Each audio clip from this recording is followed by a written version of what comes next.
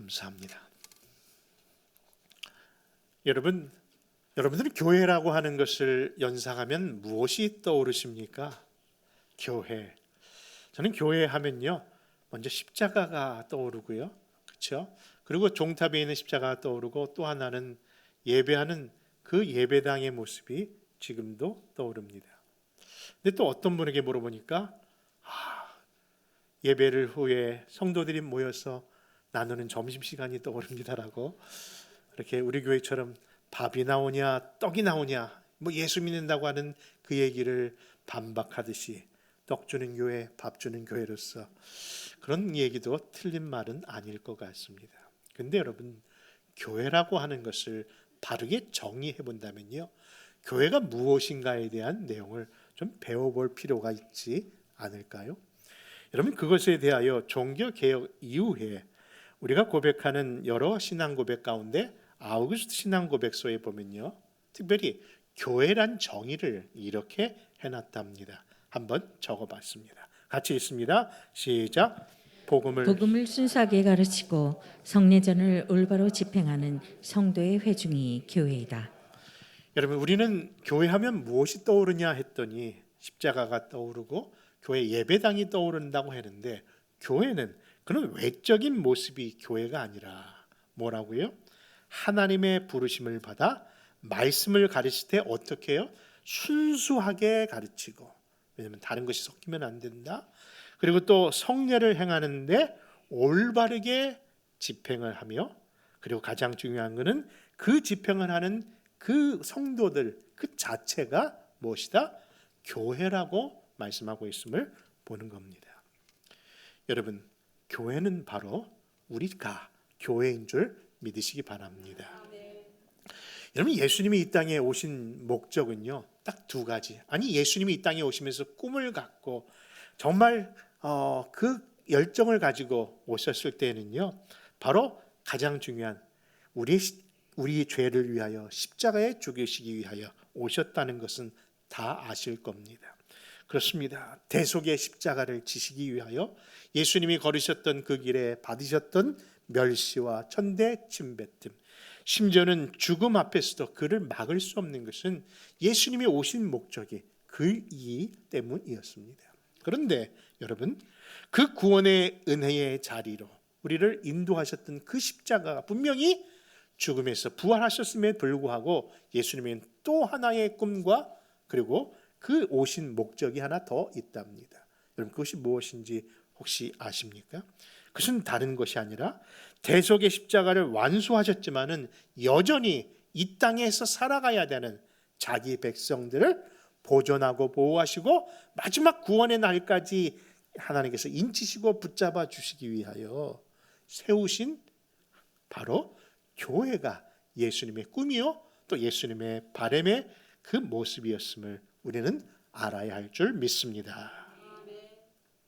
여러분, 세상에는 수많은 공동체들이 있습니다. 아니, 정말 초기 기독교 역사 속에서도 보면요, 정말 사람들이 이상적인 기독교 공동체를 실현하고 싶어서 시도한 공동체가 있었답니다.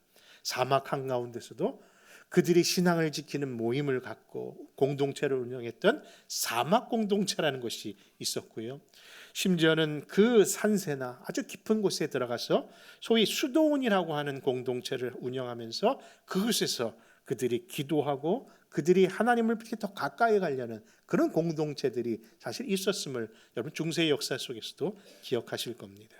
그런데 참 신기한 것은요, 그런 애씀이 그들 안에 있었음에도 불구하고 지금 그 공동체는요, 역사에서 다 사라져 버렸습니다. 분명히 나름대로 세속적인 삶을 버리고 심지어는 금욕적인 삶을 추구하면서도 애썼는데도 불구하고 그러한 신앙 공동체는요, 다 사라져 버렸어요.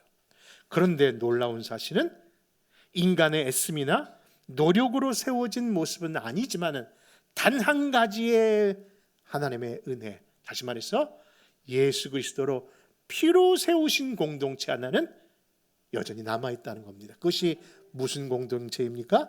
바로 교회라고 하는 공동체입니다. 여러분, 바로 예수님의 피값을 통해 세우신 주의 몸된 교회, 그 교회를 말씀하는 겁니다. 참으로 신기하지 않습니까? 이 땅의 그 교회가 그러면 세상보다 더 거룩하냐? 그렇죠? 세상보다 더 윤리적으로 나으냐? 여러분, 어찌 본다면 세상 사람들의 기준에 보면은 그 기준에 이르지 못할 만큼 오합지졸들이 모여 있는, 그것도 서로 뒤엉켜가며 있는 그런 모습임에도 불구하고, 여러분, 지난 2000 역사 속에 여전히 존재하는 것, 그것이 바로 하나님의 몸된 교회입니다. 그런데 도대체 그 존재의 비결이 무엇일까요? 여러분, 저는 지난 1년간 우리 아름다운 우리 동산교회를 섬기는 동안에요, 많은 분들이 저한테 격려차와 인사차 이런 이야기를 많이 들었답니다. 목사님 바쁘시죠? 바쁘시죠? 사실 하나도 안 바쁜데 예, 바쁜다는 의미가 굉장히 부담스럽게 있었던 또 그런 인사말이 있었고요. 또 하나의 인사말은 다른 것이 아니라, 목사님 이제 목사님이 담임 목사리가 되었으니 이제 소신껏 하십시오. 소신껏 하십시오. 근데 그 이야기를 들을 때마다 분명히 저를 격려한 차원에서 하시는 말씀인 줄은 아나, 죄송하게도 그런 이야기를 들을 때마다 자꾸 떠오르는 성경 구절이 있었답니다. 그것이 무엇인지 마태복음 16장 23절로 제 마음을 좀 알아주셨으면 좋겠습니다. 같이 읽습니다. 예수께서 돌이키시며 베드로에게 이르시되, 사탄아 내 뒤로 물러가라. 난 나를 넘어지게 하는 자로다. 내가 하나님의 일을 생각하지 아니하고 도리어 사람의 일을 생각하는도다. 여러분, 그 말을 하신 분들이 이 자리에 있으신다면요, 용서하고 드리십시오. 사단아 물러가라. 저로 하여금 하나님의 일이 아니라 자꾸 사람의 일을 생각하게 만드셨다는 겁니다. 여러분, 무슨 의미인지는 압니다. 사실 생각해 보면요, 많은 교회 지도자들이 나름대로 목회라는 소신들을 글이나 말로 표현할 때가 있습니다. 그렇죠. 그러면서 자신의 포부와 비전을 이야기하기도 합니다. 그런데 사실 교회라는 것은 엄밀히 본다면 목회자 개인의 꿈과 비전을 제시하는 것이 아니지 않습니까? 이미 정해진 비전과 꿈이 있는데 그저 그 일에 쓰임받을 종일 뿐인데, 어느 순간 메시지보다 메신저가 더 부각되는 그 시대에 그런 유혹이 들 때마다 스스로에게 사단아 물러가라. 여러분, 고린도후서 4장 7절에 보니까요, 그것을 잠시라도 잊지 말라고 하는 말씀에 이런 말씀을 이어주십니다. 고린도후서 4장 7절입니다. 시작. 우리가 이 보배를 질그릇에 가졌으니 이는 심히 큰 능력은 하나님께 있고 우리에게 있지 아니함을 알게 하려 함이라. 여러분, 질그릇이라는 것은요, 그 당시 가장 흔하고 천한 그릇을 이야기하는데, 그 천하디 흔한 그 그릇에 무엇을 담았다고요? 보배로우신 예수님을 담긴 것이 우리요, 그것이 교회입니다. 여러분, 그러니 정말 우리가 중요시 여겨야 될 것은 그 안에 담긴 예수님이지 그릇은 아니지 않습니까? 그런데 어느 순간부터 우리는 그 그릇이 뭔가 좀 다르다는 것을 보여주고 싶어서 거기에도 색칠도 해보고요, 아니면 빗살무늬 토기처럼 금도 거가면서 나는 좀 다르다는 것을 드러내고 싶을 때가 솔직히 있을 때마다 사단아 물러가라, 사단아 물러가라. 여러분, 이미 고인이 되신 오카는 목사님이요, 앞으로의 교회를 바라보면서 마지막으로 이런 유언을 남기고 그런 안타까움의 표현 내용이 있답니다. 그것은 바로 건강한 교회가 되기 위하여 세 가지를 버리라는 건데, 세 가지 허를 지적하면서 이야기하셨습니다. 그 세 가지가 뭐니까요, 허수, 그리고 허세, 그 다음에 허상입니다. 허수가 뭘까요? 헛된 수고로 하지 말라는 거예요. 두 번째, 헛된 자랑, 허세 부리지 말라는 거예요. 그리고 이어서 본다면요, 헛된 꿈 꾸지 말라는 거예요. 여러분, 저희 교회가 이제 23주년 그렇죠? 기념이 될 만큼 이제 성인의 나이에 접어들었습니다. 그러니 성인된 아름다운 동산교회 성도 여러분, 이제 이 교회라는 것이 건물이 아니라 우리 자신이 교회라는 것을 진짜 믿는다면요, 이제는 교회가 가져야 할 본질적인 문제, 본질적인 모습 안에서, 그리고 우리에게 허락하신 사명 안에서 정말 하나님이 기뻐하시는 교회로 성숙해 나가는 우리 모두가 되시기를 부탁드립니다. 그런 서론적 배경 속에서 오늘 몇 가지 또 교훈을 나누고자 하는데요. 첫째, 하나님의 교회의 기초와 터는 오직 예수 그리스도임을 여러분 명심하시기 바랍니다. 여러분, 교회라는 단어는요, 참으로 놀라운 것이 성경에 많이 나오는 단어처럼 알고 있습니다만은 구약에는 없는 표현이었답니다. 그러니까 구약 성경에는요, 교회라는 단어가 없어요.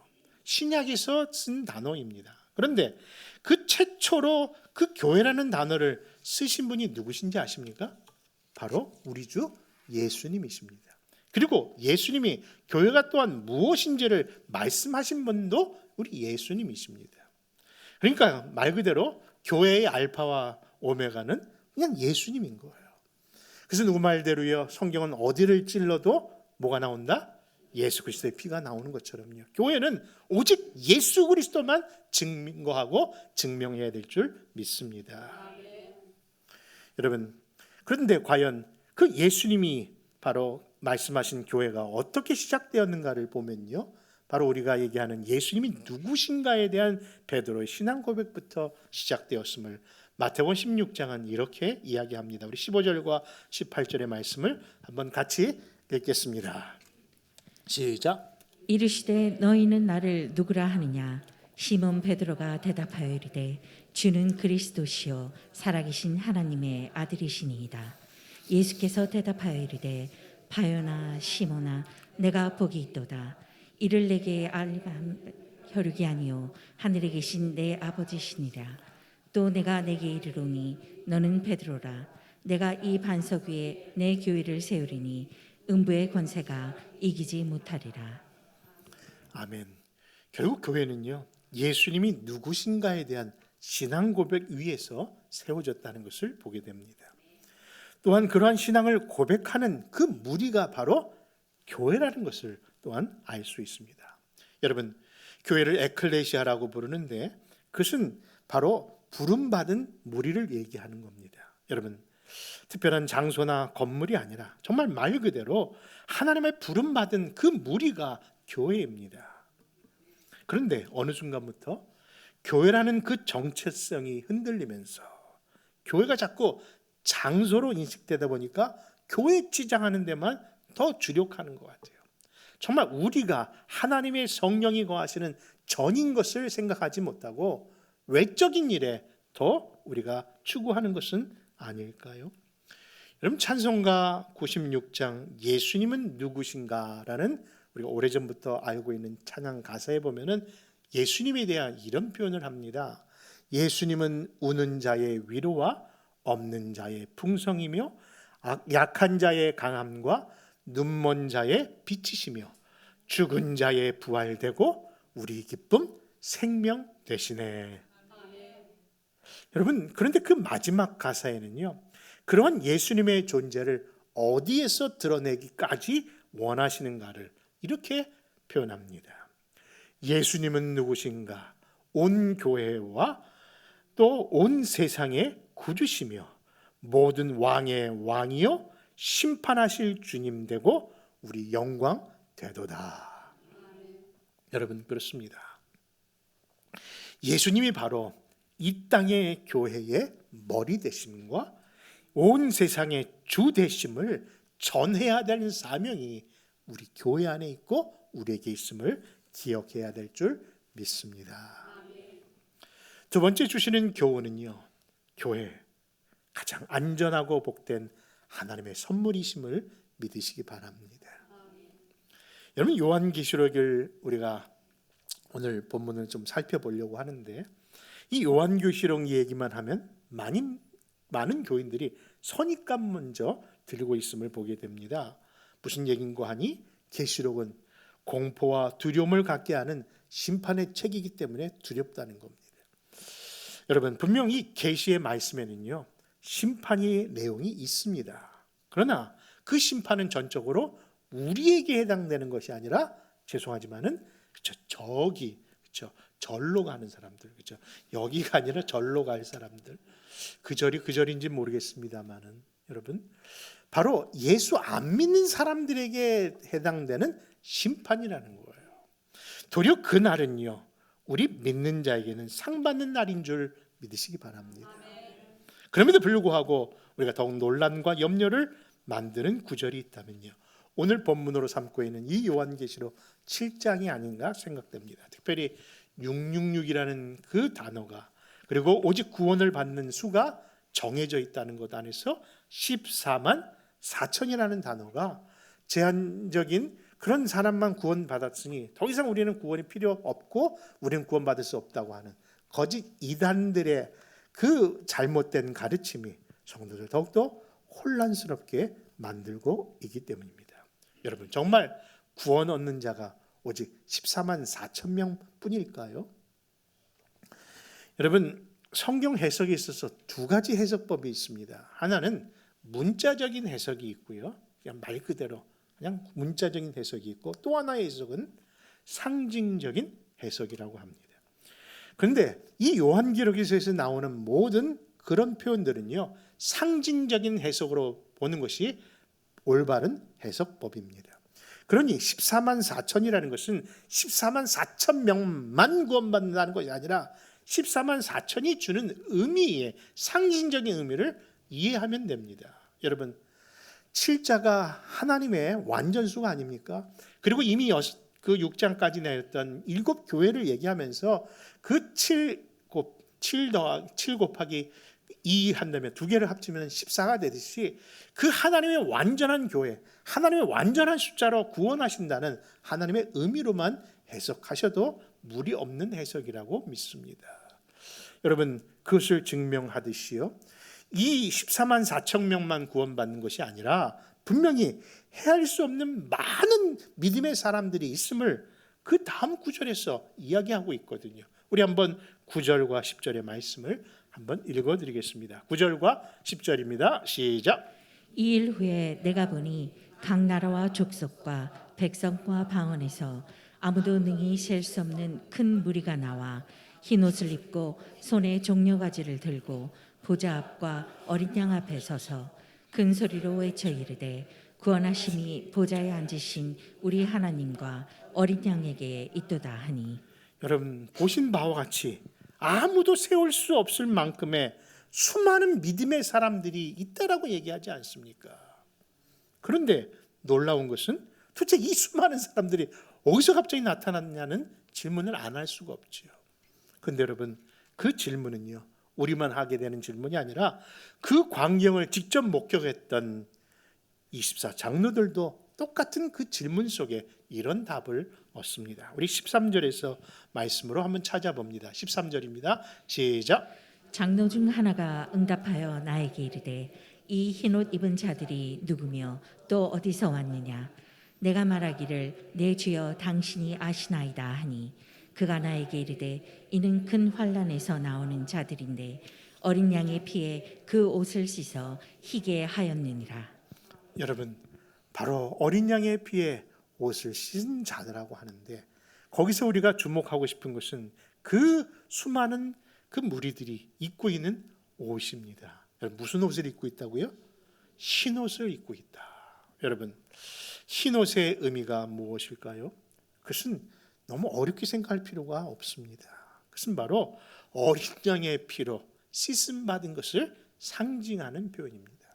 여러분, 무슨 이야기입니까? 그 어린 양의 피로 죄가 씻음 받아 그리스도의 백성이 되었던 사람들. 결국 그 옷은 무엇을 가리키고 있는 거 아니?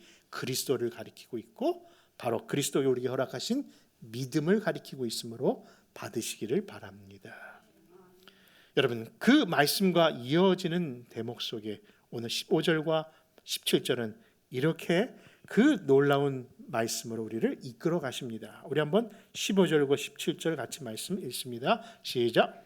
그러므로 그들이 하나님의 보좌 앞에 있고 또 그의 성전에서 밤낮 하나님을 섬기매 보좌에 앉으신 이가 그들 위에 장막을 치시리니 그들이 다시는 줄이지도 아니하며 목마르지도 아니하고 해나 아무 뜨거운 기운에 상하지도 아니하리니 이는 보좌 가운데에 계신 어린 양이 그들의 목자가 되사 생명수 샘으로 인도하시고 하나님께서 그들의 눈에서 모든 눈물을 씻어 주실 것임이라. 아멘. 여러분, 바로 그 옷이 그리스도와 믿음을 상징한다면은 그 밤낮 수고함 없이 정말 우리를 지키시고 보호하시는 주님이 지금도 뭐예요? 성도들의 눈물을 씻을 것이고 지금도 그 약속 속에 있음을 보게 되는데 그 약속의 장소가 바로 주의 성전이고 이 땅의 교회임을 강조하고 있다는 겁니다. 여러분, 우리 교회가 바로 주님이 함께 하시는 거룩한 전인 줄 믿으시기 바랍니다. 이런 마태복음 24장에도 그런 표현이 있는데 말세의 여러 징조들이 있지 않습니까? 수많은 징조들을 24장에서 거론했습니다. 그런데 그 말씀 이후에 멸망에 가증한 것이 거룩한 곳에 선 것을 보거든 그때에 유대에 있는 자들은 어디로 도망치라? 산으로 도망치라는 말씀이 나옵니다. 근데 도대체 어느 산을 이야기하는 건지 누가 좀 속 시원히 가르쳐 주시면 좋겠습니다. 아마 한국에 있었다면 저 높은 백두산이나 한라산을 갈 텐데 아니 이 캘리포니아에 있는 우리에게는요 제일 높은 산이 어디죠? 빅베어예요? 네. 거기서 모이시면 안 됩니다. 여러분, 성경에서 말씀하시는 그 도피처인 산은요 어떤 장소를 이야기하는 산의 의미를 얘기하는 것이 아니라 그것이 피난처 되시는 누구를 가리킨다고요? 예수 그리스도를 가리키고 그분을 믿고 경배하는 그래서 모인 성도들의 그 교회를 이야기하고 있음을 여러분 믿으시기 바랍니다. 그러니까 세상에서 가장 복되고 안전한 곳이 어디라고요? 하나님의 교회입니다. 여러분, 분명히 이 땅의 교회는요 정말 부족하고 연약한 것이 많습니다. 그러나 분명히 이 땅의 교회는요 세상의 유일한 소망이 되는 것은 마치 노아 시대 때의 그 방주가 그러했듯이 오늘날 이 시대의 교회는 분명히 하나님의 구원을 갖고 있는 소망이 있는 그런 곳임을 믿으십시오. 여러분, 노아의 방주 안에 분명히 동물 냄새도 나고 심지어는 여러 가지 비명과 울음소리가 있었지만은 오직 그 배 안에만 있을 때 무엇이 있다고요?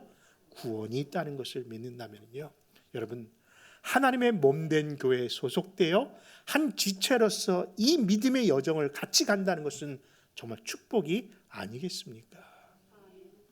여러분, 개인의 종말이든 우주적 종말이든 마지막 때에 가장 안전하고 복된 것이 우리 하나님의 허락하신 이 교회임을 믿으시고 우리 공동체 안에 그런 머무는 삶이 그렇죠?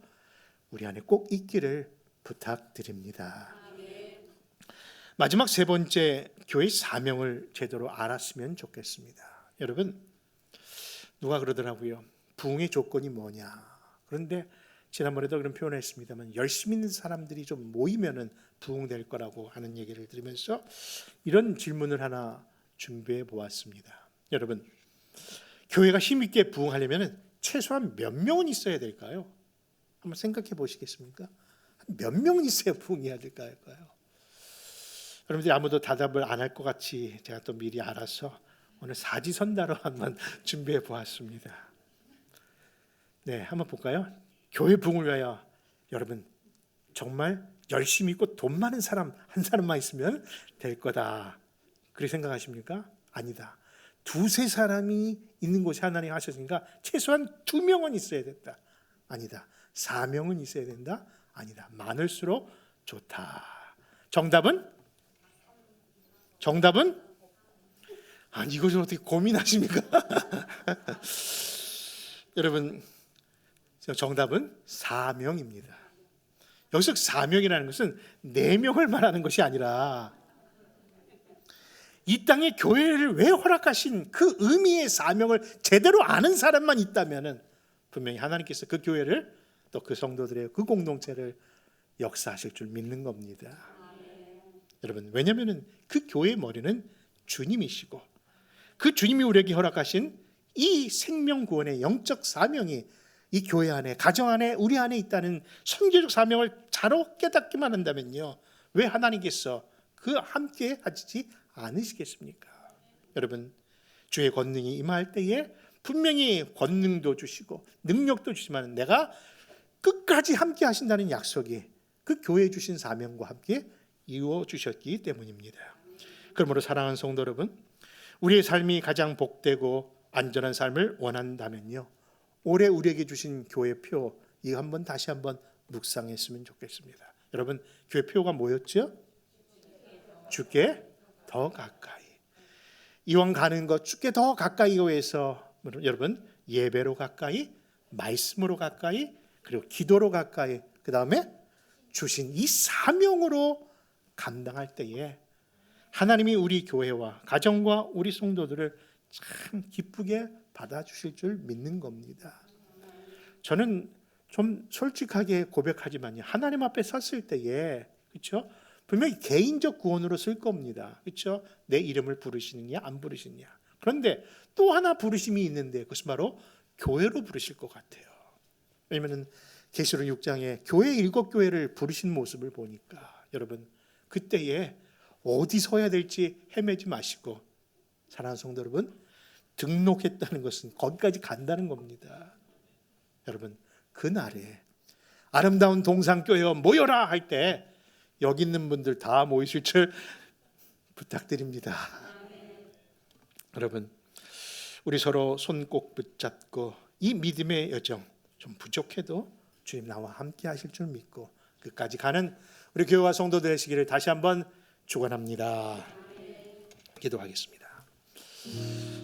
고맙고 감사하신 아버지 하나님, 오늘도 주의 말씀을 통하여 우리에게 교회를 통한 하나님의 놀라운 계획을 보여주시니 감사합니다. 비록 우리가 세상 사람들 보기에도 부족하고 연약하지만은 분명히 하나님께서 우리와 함께 하실 것을 믿기에 오늘도 주님 손잡고 온 성도들이 주께 같이 이 시온의 길에 올라왔사오니 하나님 끝까지 이 일을 완주할 수 있도록 주님 우리의 무거운 짐 다 벗어버리고 오직 경주로서 믿음의 주이신 예수 그리스도만 따르게 하여 주옵소서. 주님, 정말 우리 교회 23년을 기억해 주시고 인도하신 것처럼 부디 바라올 건 없기는 우리가 가더라도 우리 다음 세대, 우리 자녀들이 이 뜻을 받드는 그런 아버지 하나님이여 명맥이 이어지는 그런 교회로 도와주옵소서. 지켜주옵소서. 함께하여 주옵소서. 예수님의 이름으로 기도합니다.